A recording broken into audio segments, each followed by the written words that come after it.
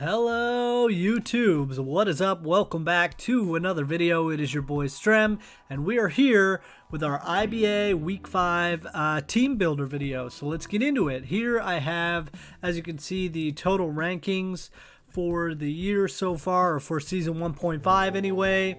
This week we are going up against TitanGaming. As you can see, he is 3-1 with 21 kills. Plus minus a little less than Gokey Gamers, but he's in second place overall. Also, his Gmax captain Gengar is the kill leader of the league. So we'll be talking a lot about that later and how to prep for him. You can see us here at 6 overall in the league at 2-2 with a +1 differential.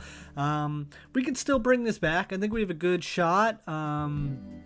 You know, to have a really good record this season, at least improve on last season. We're kind of right in the middle of the pack right now at 6th place. So, if we check out the Houston Gastros, this is TitanGaming's Houston Gastros. This is what his team looks like. So, we have Gengar, his Gigantamax captain, who he's brought 4 times, has 10 kills and only 1 death with a KD of 9. That is pretty insane.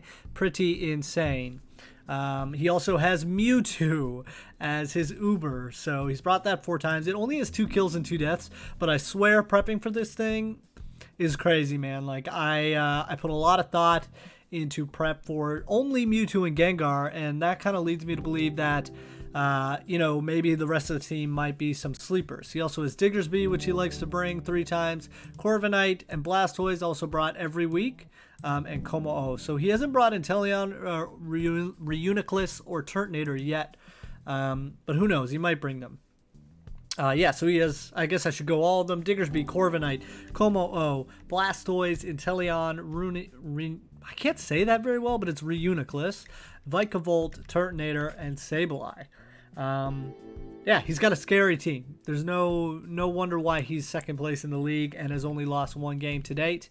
So we got a lot of work ahead of us. This is our team. Hopefully you can see it a little better this week than in the last team builder. We obviously have Lapras and Solgaleo are our Gmax and Uber. Solgaleo is on the kill leaderboard with 6 kills and only 3 deaths, which is really nice to see. Rotom-H, Togekiss, Terrakion, Cobalion, Torkoal, Rotom W, Runerigus, Girder, and Persian Alolan form. So, I'm going to bring up Showdown here. This is kind of the thoughts as of right now. It is pretty early in the week that I'm recording this, but I have done a lot of prep already. So this is the team. Some things may change before the battle, but this is generally what I'm thinking, and I'll kind of walk you guys through this. So, first of all, we're bringing DKORL, obviously, our Lapras Gmax Pokemon with Water Absorb ability. And we're actually bringing the Light Clay again this week. So we brought that a couple times at the beginning of the season. I really think Light Clay is going to be absolutely huge for us in this match, especially because of the Mewtwo. Like, basically his Mewtwo 1 hits or close to 2 hits everything on our team. Literally everything. I have some other answers that we'll walk through if we have to, but getting up the Aurora Veil on the Gmax move is going to be really, really important this week, and trying to get it up early is going to be important, and have it last 8 turns. So that's what the Light Clay does. It goes from lasting 5 turns to 8 turns for our Aurora Veil. For those who don't know, Aurora Veil is basically just Light Screen and Reflect, so it weakens special and physical moves. So I really want the Aurora Veil up for as many turns as we possibly can. We're bringing Ice Beam, Freeze Dry, Surf, and Thunderbolt, and we actually have the same EV spread as last time as well. So we have max HP, max special attack, modest, with 4 investment in physical defense. If we bring this thing in on Mewtwo and Gigantamax, it can't kill us, but we also don't really want to waste our Gmax on that. We may actually lead Lapras and just get the Light Clay up right away, because if he doesn't bring the Sableye, let's go back to his team for a second. So the Sableye having Prankster Thunder Wave is the only thing I'm really worried about on Lapras. Nobody on this team wants to come into a max Hailstorm or a Gmax, you know, the Ice Gmax move. So if we can lead him, if Sableye isn't there, I might just lead Lapras and go in on some things, and that way we get the Aurora Veil up right away for the first 8 turns of the match. I think that may be the best way to go. Just be super aggressive with our Gmax and not try to get cutesy with it. The only thing is, if Sableye leads first, gets a Prankster Thunder Wave off on us, and we get paralyzed during our Gigantamax turns, that could be very, very, very bad for the rest of the match. So, no Sableye, I think we'd lead Lapras. But that's pretty much the set. Freeze Dry hits the Inteleon and Blastoise really hard. He's a good Como-O check as well. I'm bringing Thunderbolt for the Max Lightning, Thunderbolt for Corviknight, Max Lightning obviously for the Blastoise and Inteleon in case we're in Gigantamax mode and we can't use Freeze Dry. Lapras is also great against Diggersby, so Lapras is a really good match here, and like I said, nothing really wants to come into an Ice type move. Even the Blastoise and Inteleon take big damage from the G-Max Ice move. Next, we're bringing Jesse the Togekiss. This is the first time we are taking Togekiss in the first 4 weeks of this season, so this might come as a surprise to him. I don't really know how to use Togekiss that well, admittedly, but it does work here. It extremely hard counters Sableye and Como-O. It OHKOs it with the Dazzling Gleam, both of them, so that's why we're bringing Gleam.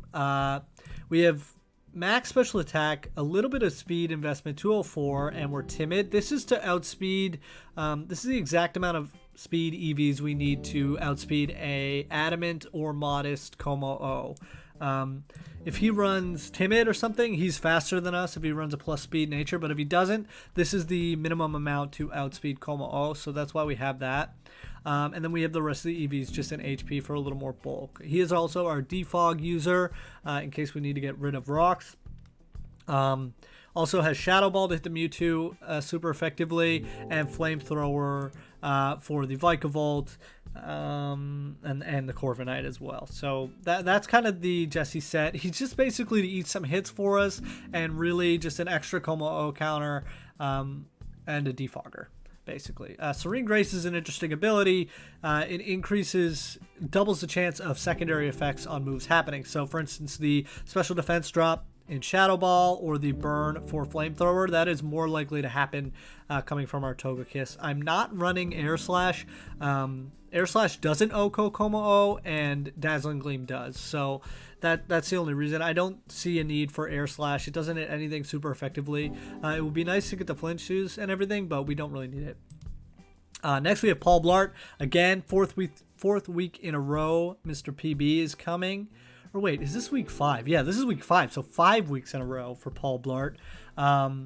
We are running the Berry, which, again, some shenanigans. This will have the damage taken from a super effective ghost type attack. So this is for the Gengar. We are a calm nature, so we are plus special defense nature, even though we don't have special defense investment.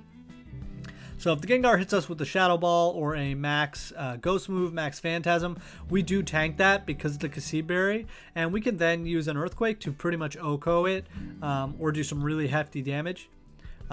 It's also for the Mewtwo. So a lot of times Mewtwo runs Unnerve, which means the Unnerve ability doesn't let your Pokemon eat berries. So you'd think, why would you run Berry to tank a Ghost type move from that? So if we run Shadow Ball, the first Shadow Ball will hit us. It does not kill. It does just over half without the Berry. If we hit it with a Shadow Claw, our Wandering Spirit ability actually swaps our abilities with him. So Mewtwo gets the Wandering Spirit, we get the Unnerve. That means the next Shadow Ball that comes at us will activate the Berry, and we're still not 2-hit KO by a Shadow Ball from Mewtwo. So Shadow Claw does hefty damage to Mewtwo. We certainly tank one. We'll probably tank 2 Shadow Balls. And if we get 2 Shadow Claws off on the Mewtwo, it's basically dead. So Runerigus definitely an answer for Mewtwo and Gengar, or at least some sort of option. They're both really hard to prep for. Obviously, the Vikavolt, this is an electric type move switch in, so I really like Runerigus here. The other thing we're bringing him for is the Stealth Rock. So after Stealth Rock, it's going to be really important to get the rocks up in this game, because after Stealth Rock, our big hitters like Carco and JayVee can actually do some really, really big damage and get OHKOs. So Stealth Rocks is very important. It may be possible that I lead Paul Blart in this matchup. I'm not sure yet. Like I said, it's going to probably be either Lapras or Runerigus. The sad thing is Runerigus still doesn't really like a knockoff by Sableye. But if we have to leave Runerigus, we will. Like I said, it's very important to get the rocks up. We're running max HP, max defense, which is typical with 4 investment in special defense. But we also have a careful nature here, which boosts our special defense. So that's for, again, taking the Shadow Balls from Mewtwo and Gengar. And the other reason we have max defense is Mewtwo's actual Size Strike move. It's a special attack, but it takes into account physical defense. So that's why we're max physical defense. We could take 2 Size Strikes from Mewtwo pretty easily. Next up, we have Ivy Guy. This is the Rotom Wash. I love taking him. He hasn't performed super well in terms of kill death this season, but he's very useful to have. It's just a utility mon. He's very bulky. He's got good special attack. And, you know, he's immune to ground and all that stuff. I love taking Ivy Guy. We're running a very interesting set this week. It's almost like the Rotom Heat we ran last week. We're running an Assault Vest. So 1.5 times special defense. Again, that's just to be a little tankier on the special hits. Like in case Como-O is special. Blastoise and Inteleon really do nothing to this thing. Possibly, you know, taking a Thunderbolt from Vikavolt if we have to. Things like that, and also the Reuniclus walls that pretty hard. But we are max defense investment and max HP with a modest nature, so we're hitting a little bit harder. The moves we're taking are Hydro Pump, Shadow Ball, Thunderbolt, and Volt Switch. So Thunderbolt does a ton of damage to Inteleon, Blastoise, and Corviknight. So Rotom Wash is going to be pretty key here, I think, no matter what he takes. Of course, he can always switch in the Diggersby, but because we're not choiced in anything, we can just Hydro Pump the Diggersby and get that out of the way. I think Hydro Pump with Modest does OHKO Diggersby if he's not Focus Sash. So that is really, really good too. We have Volt Switch, again, just for the utility of it, but this is going to be a bulky mon that we switch into things, especially Blastoise and Inteleon, and then scare them out with the prospect of a Thunderbolt. And also walls Corviknight pretty hard. So Ivy Guy will be very important, but in more of a utility aspect than, you know, getting the KOs. Next up, we have Carco, Shiny Terrakion. We're actually running a different type of Terrakion this week, too. I'm really proud of this one. This would be the equivalent of the Wakanberry from last week. We're running a Scarfed Megahorn Terrakion. So I was talking about the Stealth Rocks earlier. So actually, Bug is super effective against Psychic.